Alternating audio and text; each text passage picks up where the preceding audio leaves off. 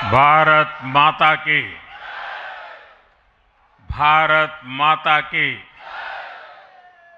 भारत माता की। भारतीय जनता पार्टी के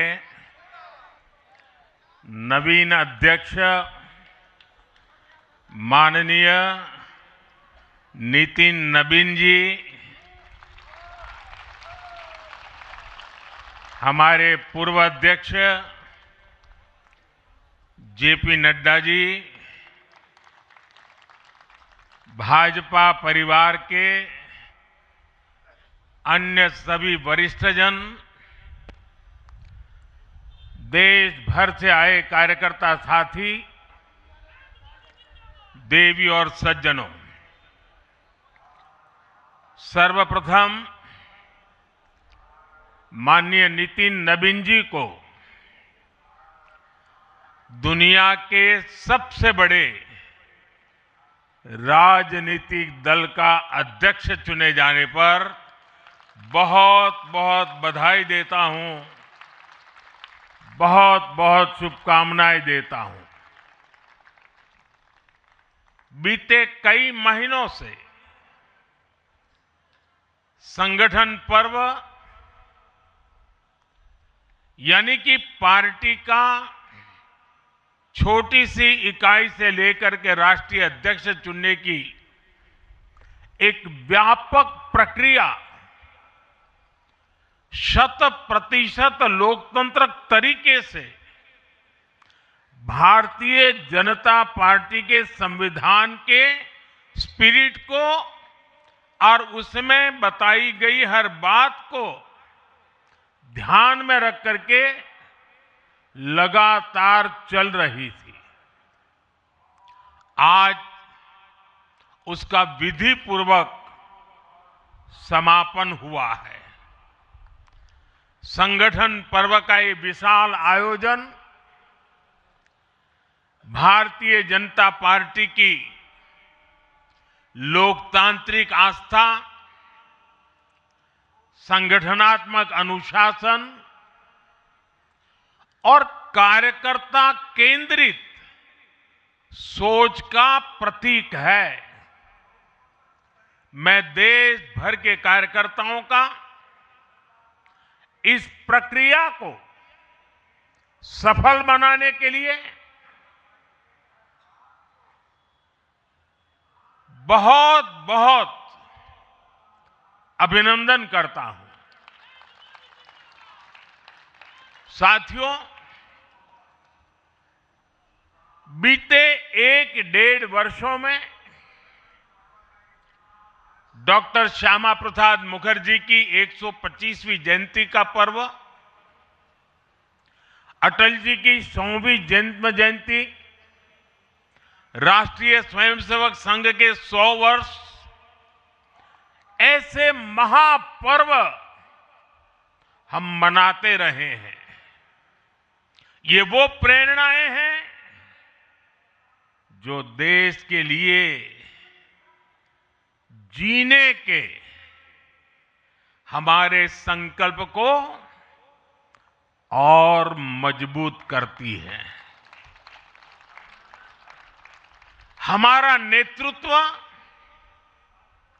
परंपरा से चलता है,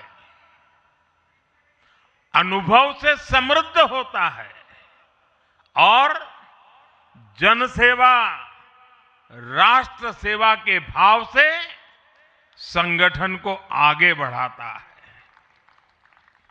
साथियों, अटल जी, आडवाणी जी और मुरली मनोहर जोशी जी के नेतृत्व में बीजेपी ने शून्य से लेकर शिखर तक का सफर देखा है।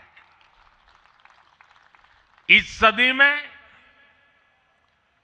वेंकैया नायडू जी और नितिन गडकरी जी सहित हमारे कई वरिष्ठ साथियों ने संगठन को विस्तार दिया है।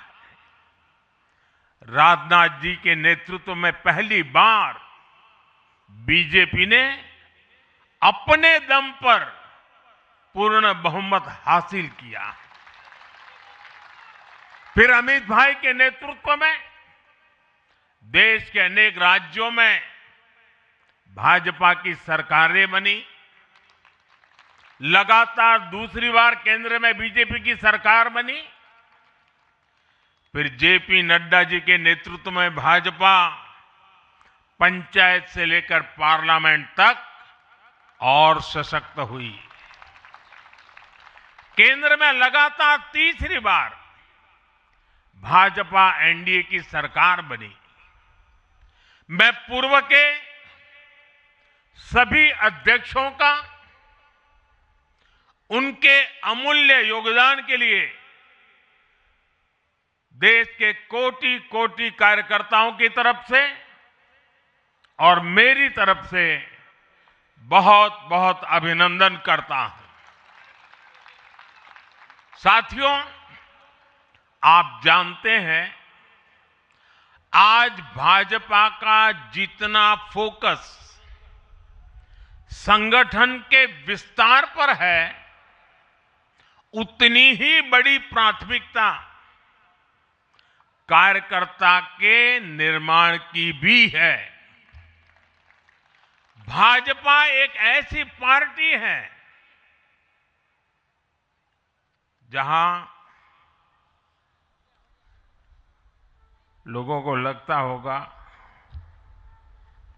कि नरेंद्र मोदी देश के प्रधानमंत्री है, तीसरी बार प्रधानमंत्री बने,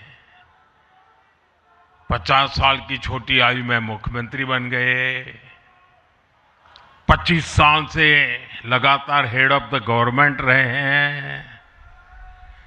ये सब अपनी जगह पे हैं, लेकिन इन सबसे भी बड़ी चीज मेरे जीवन में है, मैं भारतीय जनता पार्टी का कार्यकर्ता हूं। ये सबसे बड़ा गर्व है। और जब बात पार्टी के विषयों को आती है, तब माननीय नितिन नवीन जी, मैं एक कार्यकर्ता हूं, वे मेरे बॉस हैं।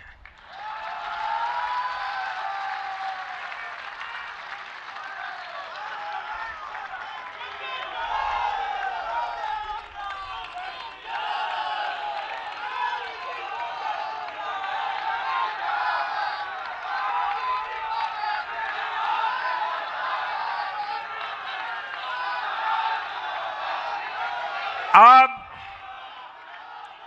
माननीय नितिन नवीन जी हम सभी के अध्यक्ष हैं।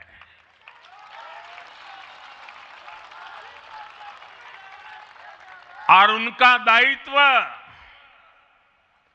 सिर्फ भाजपा को भी संभालना इतना नहीं है, एनडीए के सब साथियों के बीच भी उन्होंने तालमेल का बहुत बड़ा दायित्व भी देखना होता है। साथियों, माननीय नितिन जी के संपर्क में जो भी आया है, वो उनकी सरलता और सहजता की चर्चा जरूर करता है। बीजेपी युवा मोर्चा का दायित्व हो, अलग अलग राज्यों में प्रभारी के रूप में जिम्मेदारी हो, या फिर बिहार सरकार में काम करने का अनुभव हो, नितिन जी ने हमेशा जब जब जो जहां जो जिम्मेवारी मिली, अपने आप को उन्होंने साबित किया है। जिम्मेवारी देने वालों को भी उनके कार्य ने गर्व से भर दिया है। साथियों, ये 21वीं सदी है और देखते ही देखते 21वीं सदी के पहले 25 वर्ष तो पूरे भी हो चुके हैं। आने वाले 25 वर्ष बहुत महत्वपूर्ण है। ये वो कालखंड है जब विकसित भारत का निर्माण होना है और होना तय है।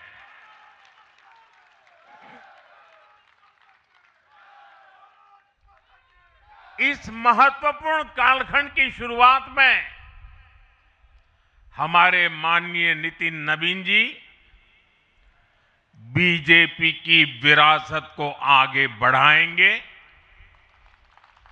मैं आजकल के युवाओं की भाषा में कहूं तो नितिन जी खुद भी एक प्रकार से मिलेनियल है। वो उस जनरेशन से हैं जिसने भारत में बड़े आर्थिक, सामाजिक और टेक्नोलॉजिकल परिवर्तन होते देखे हैं। वो उस जनरेशन से हैं जिसने बचपन में रेडियो से सूचनाएं पाई और आज एआई के भी एक्टिव यूजर है। नितिन जी के पास युवा ऊर्जा भी है और संगठन में कार्य का लंबा अनुभव भी है। ये हमारे दल के हर कार्यकर्ता के लिए बहुत उपयोगी होगा। साथियों, इस वर्ष जनसंघ की स्थापना को 75 वर्ष हो रहे हैं और मैं आज इन 75 वर्ष लगातार लक्षावधि कार्यकर्ताओं ने, अनेक परिवारों ने, अनेक पीढ़ियों ने जो त्याग, तपस्या और बलिदान दिए हैं, मैं उनको आदरपूर्वक नमन करता हूं। जनसंघ रूपी वटवृक्ष से ही भाजपा का जन्म हुआ और भाजपा दुनिया के सबसे बड़ा राजनीतिक दल बन चुकी है। और ये सिर्फ भाजपा के कार्यकर्ताओं के लिए गौरव का विषय है, इतना नहीं है। देश के राजनीतिक समीक्षकों को दुनिया को ये बात बतानी चाहिए कि भारत एक ऐसा देश है जिसकी रगों में इसकी मजबूती से लोकतंत्र चल रहा है, कि जहां दुनिया की सबसे बड़ी पॉलिटिकल पार्टी है। साथियों, बीजेपी एक संस्कार है। बीजेपी एक परिवार है। हमारे यहां मेंबरशिप से भी ज्यादा रिलेशनशिप होती है। बीजेपी एक ऐसी परंपरा है जो पद से नहीं, प्रक्रिया से चलती है। हमारे यहां पदभार एक व्यवस्था है और कार्यभार ये जीवन भर की जिम्मेदारी है। हमारे यहां अध्यक्ष बदलते हैं लेकिन आदर्श नहीं बदलते। नेतृत्व बदलता है लेकिन दिशा नहीं बदलती। साथियों, भाजपा का स्वरूप नेशनल है। भाजपा का स्पिरिट नेशनल है, क्योंकि हमारा जुड़ाव लोकल है।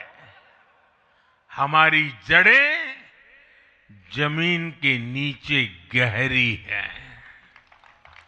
इसलिए भाजपा रीजनल एस्पिरेशन को प्लेटफॉर्म देती है, उन्हें नेशनल एम्बिशंस का आधार बनाती है। और इसलिए आज देश के कोने कोने के लोग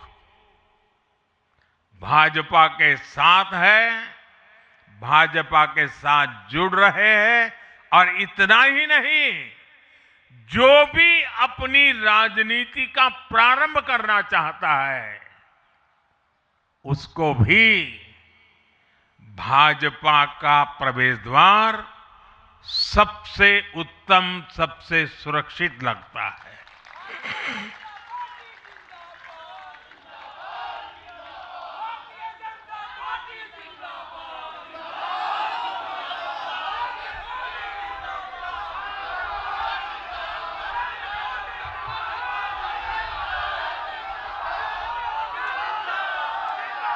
साथियों, जनता जनार्दन की सेवा ये हमारे लिए हमेशा सर्वोपरि रही है। हमने सत्ता को सुख का नहीं, बल्कि सेवा का माध्यम बनाया है।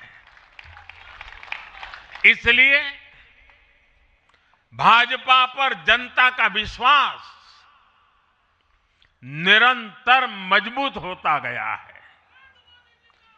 अगर बीते 11 वर्षों की ही बात करें तो भाजपा की यात्रा जन विश्वास अर्जित करने की अद्भुत यात्रा रही है।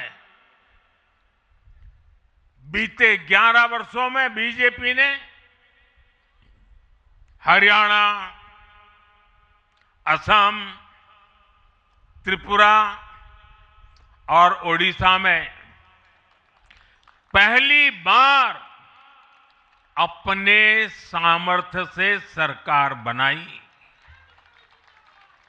पश्चिम बंगाल और तेलंगाना में भाजपा जनता की एक बड़ी आवाज बनकर उभरी है। अक्सर होता यह है कि लंबे कार्यकाल के बाद सरकारों के लिए टिके रहना मुश्किल होता है, लेकिन बीजेपी ने इस ट्रेंड को भी तोड़ दिया है। गुजरात हो, मध्य प्रदेश हो, महाराष्ट्र हो, बिहार हो, इन सभी राज्यों में कई कार्यकाल के बावजूद बीजेपी पहले से भी बड़े जनादेश के साथ सरकार में लौटी है। साथियों, बीते 1.5-2 वर्षों में तो भाजपा पर जनता का भरोसा और मजबूत हुआ है।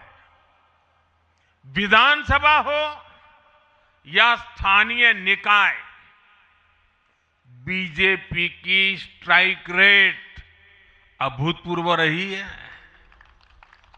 इस दौरान देश में 6 राज्यों में विधानसभा चुनाव हुए हैं।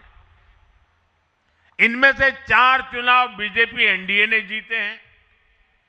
साथियों, आज भाजपा सिर्फ संसद और विधानसभा की नहीं, बल्कि नगर पालिकाओं और नगर निगमों में भी पहली पसंद है। और इसका ताजा उदाहरण अभी हमारा महाराष्ट्र है। हाल में जो मेयर और पार्षदों के चुनाव परिणाम सामने आए, अभूतपूर्व है। बीजेपी महाराष्ट्र के स्थानीय निकायों में नंबर 1 पार्टी बनी है। कुल 29 में से 25 बड़े शहरों की जनता ने बीजेपी एनडीए को चुना है। कुल जितने पार्षद जीते हैं, उनमें से 50% बीजेपी के हैं। ऐसे ही केरला में भी आज बीजेपी के करीब 100 पार्षद हैं। केरला की राजधानी तिरुअनंतपुरम की जनता ने मेयर चुनाव में 45 साल बाद लेफ्ट से सत्ता छीनी और भाजपा पर भरोसा किया। मुझे पूरा विश्वास है कि आने वाले विधानसभा चुनावों में भी लोग केरला में बीजेपी को अवसर जरूर देंगे। साथियों, बीजेपी निरंतर जीत रही है, उसका विस्तार हो रहा है। ये निश्चित तौर पर हम सभी के लिए गर्व का विषय है, लेकिन हम ये सभी के लिए बहुत बड़े दायित्व का बोध भी है और दायित्व बोध का समय भी है।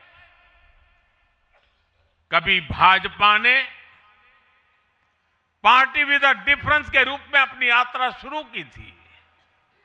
आज बीजेपी पार्टी ऑफ गवर्नेंस भी है। देश ने के आजादी के बाद शासन के अलग अलग मॉडल देखे हैं। कांग्रेस के परिवारवाद का मॉडल, लेफ्ट का मॉडल, क्षेत्रीय दलों का मॉडल, अस्थिर सरकारों का दौर, ये सब मॉडल देख चुका है। लेकिन आज देश स्थिरता, सुशासन और संवेदनशीलता वाला भाजपा का विकास मॉडल देख रहा है। साथियों, ये भाजपा ही है जिसने सामाजिक न्याय के नारे को सच्चे स्वरूप में जमीन पर उतारा है। हमने गरीब कल्याण की योजनाओं को सरकारी फाइलों से निकालकर गरीब के घर तक पहुंचाया है। साथियों, मैं आपको कुछ उदाहरण देता हूं। आजादी के 70 वर्ष बाद सिर्फ 3 करोड़ ग्रामीण परिवारों तक ही पाइप से पानी पहुंच पाया था। माताओं बहनों की पीड़ा, पानी के लिए उनके संघर्ष की सूध लेने वाला कोई नहीं था।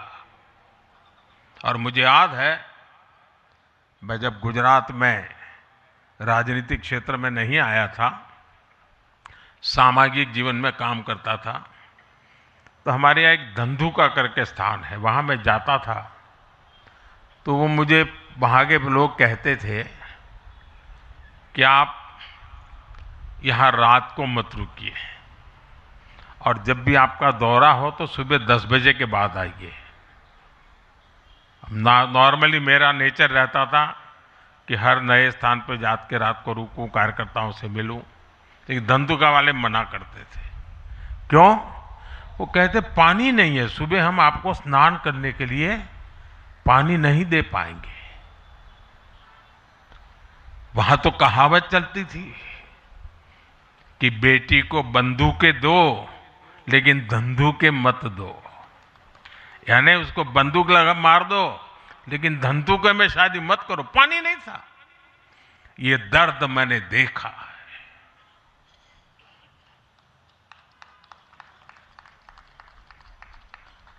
मैं धरती की सच्चाई से जुड़ा था। माताओं बहनों की पीड़ा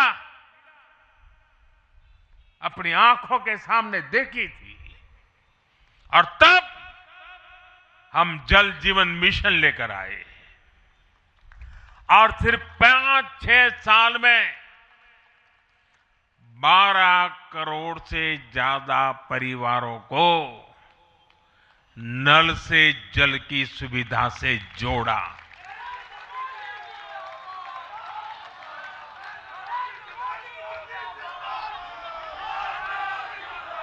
साथियों, ये हमारी सरकार है जिसने धुएं से बीमार होती बहनों की पीड़ा समझी, वरना पहले तो एलपीजी गैस को भी अमीरों का ही सौभाग्य मान लिया गया था।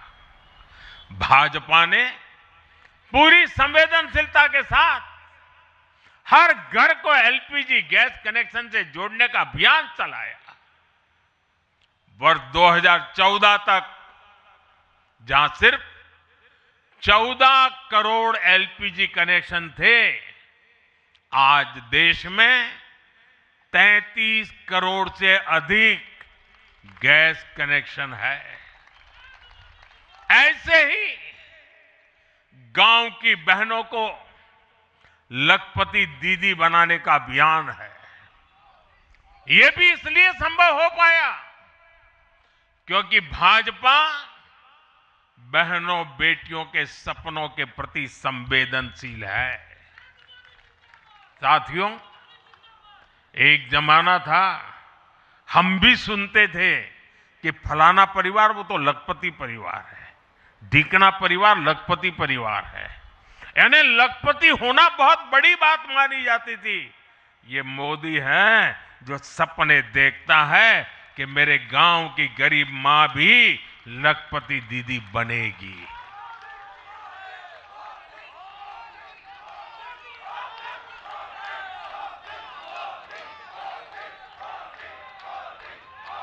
साथियों, दशकों तक आदिवासी समाज को सिर्फ वोट बैंक से जोड़कर देखा गया, लेकिन संवेदनशील भाजपा ने, भाजपा के हमारे संस्कारों ने समाज के प्रति समान भाव की हमारी परंपरा के कारण भाजपा ने आदिवासियों में भी सबसे पिछड़ी जनजातियों की पीड़ा को समझा। उनके विकास के लिए पीएम जनमन योजना बनाई और पीएम जनमन योजना के लाभार्थी इतने बिखरे हुए हैं और एक दो दूर दूर जंगलों में पड़े हैं। उनसे एक म्युनिसिपैलिटी की सीट भी जीती नहीं जा सकती है। वोट के हिसाब से कोई उनकी तरफ देखेगा नहीं, लेकिन जब वोट से ऊपर उठ करके संवेदनाएं होती हैं, समाज का कल्याण हमारे संस्कार होते हैं, तो पीएम जनमन योजना जन्म लेती है। आदिवासियों में भी अति पिछड़ा संख्या में भले ही कम है, लेकिन उनके प्रति हमारी संवेदना में कोई कमी नहीं है। साथियों, हमारा नॉर्थ ईस्ट, वहां वोटर उतने नहीं है, सीट भी उतनी नहीं है, इसलिए कांग्रेस की सरकारों में उन्हें वर्षों तक उपेक्षित रखा गया। लेकिन संवेदनशील भाजपा ने नॉर्थ ईस्ट को दिल से भी जोड़ा और दिल्ली से भी जोड़ा। एक और उदाहरण आकांक्षी जिलों का है। हमारे देश में 100 से अधिक जिले ऐसे थे जिनको कांग्रेस सरकारें पिछड़ा घोषित करके भूल गई थी। इन जिलों को पनिशमेंट पोस्टिंग के लिए इस्तेमाल किया जाता था, यानी जिन अधिकारियों को सजा देनी होती थी तो उन्हें वहां भेजा जाता था।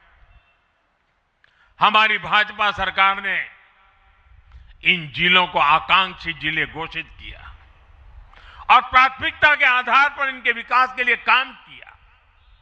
आज ये आकांक्षी जिले विकास के कई पैरामीटर्स पर अन्य जिलों से बेहतर प्रदर्शन कर रहे हैं, राज्य की एवरेज की बराबरी आकर के खड़े हो गए। साथियों, भाजपा का मंत्र है पिछड़ों को प्राथमिकता, पिछड़ों को प्राथमिकता। जिनकी किसी ने सूध नहीं ली, हमने उनकी साधना की है, जिनको किसी ने पूछा नहीं, मोदी ने उन्हें पूजा है।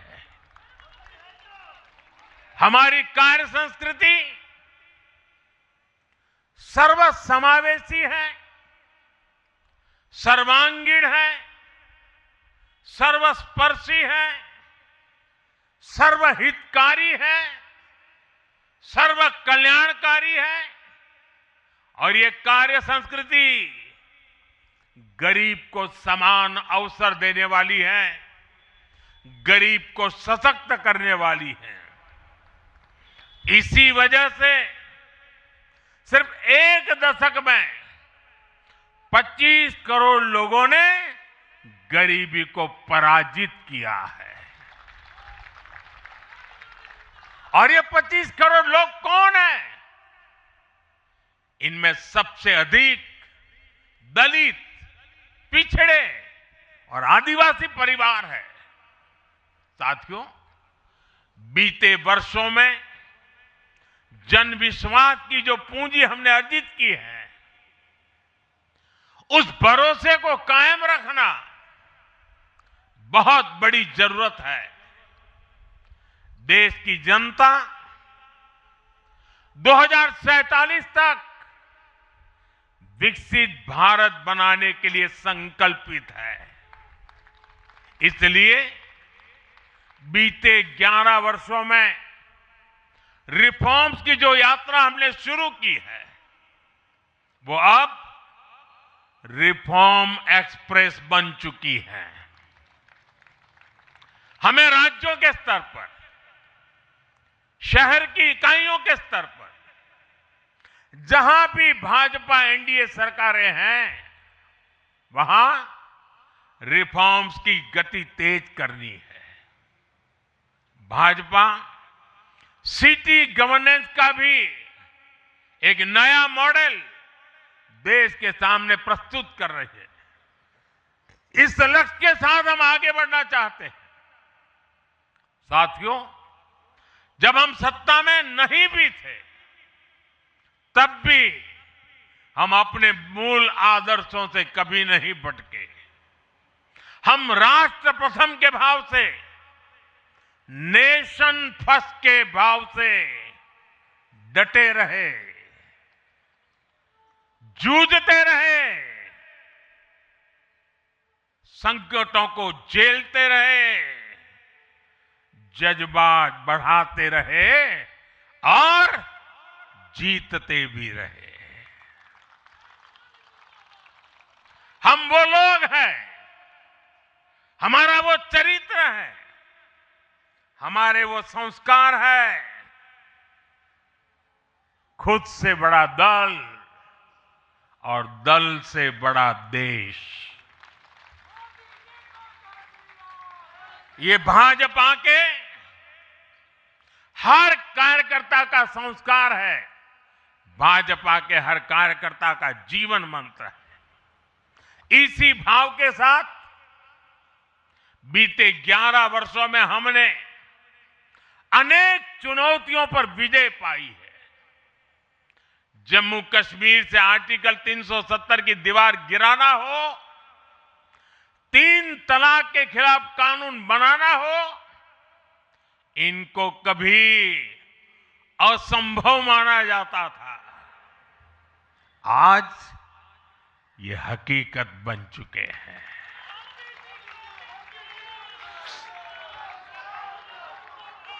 आज देश में माओवादी आतंक भी अपनी अंतिम सांसें गिन रहा है। साथियों, आगे भी हमें हर चुनौती का पूरे सामर्थ्य से सामना करना है। आज देश के सामने एक बहुत बड़ी चुनौती घुसपैठियों की है, आबादी के असंतुलन की है। दुनिया के धनवान देश, समर्थ देश, वे भी अपने देश में जो घुसपैठिए हैं उनकी जांच पड़ताल कर रहे हैं और उनको पकड़ पकड़ करके निकाल रहे हैं और दुनिया उनको पूछती नहीं है कि तुम घुसपैठियों को क्यों निकाल रहे हो। तुम तो लोकतंत्र का झंडा लेकर के घूम रहे थे, तुम तो पूरे दुनिया के नवाब बन के बैठे थे, क्यों निकाल रहे हो। दुनिया में कोई अपने देश में घुसपैठियों को स्वीकार नहीं करता। भारत भी घुसपैठियों को अपने गरीबों, हमारे नौजवानों के हक कभी भी लूटने नहीं दे सकता। घुसपैठिए देश की सुरक्षा के लिए बहुत बड़ा खतरा है। उनकी पहचान करके उन्हें वापस उनके देश भेजना बहुत आवश्यक है।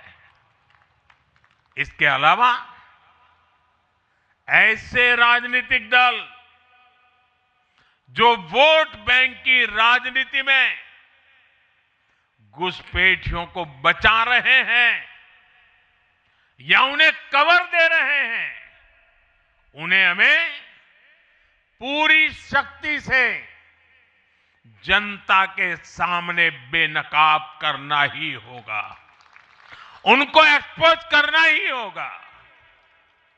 साथियों, एक और बड़ी चुनौती अर्बन नक्सल की भी है। अर्बन नक्सल का दायरा इंटरनेशनल हो रहा है और यहां अर्बन नक्सल की बड़ी चतुराई होती है। ये यहां मीडिया वाले इतने बैठे हैं ना, अगर साल में एकाध बार भी अगर मोदी की किसी अच्छी चीज को उन्होंने ट्वीट कर दिया या टीवी पे बोल दिया या अखबार में लिख दिया तो उस पत्रकारी तो ऐसी फजेत कर देते, उसके पीछे ऐसे पड़ जाते हैं, उसको अछूत बना देते हैं, भविष्य में वो कभी बोल ना सके ऐसा कर देते हैं। ये अर्बन नक्सल की स्टाइल है। हमको भी सालों तक ऐसा अछूत बना के रख दिया पूरे देश में भाजपा को। अब देश समझ गया है अर्बन नक्सलों के कारनामे। भारत को नुकसान पहुंचाने के लिए अर्बन नक्सली लगातार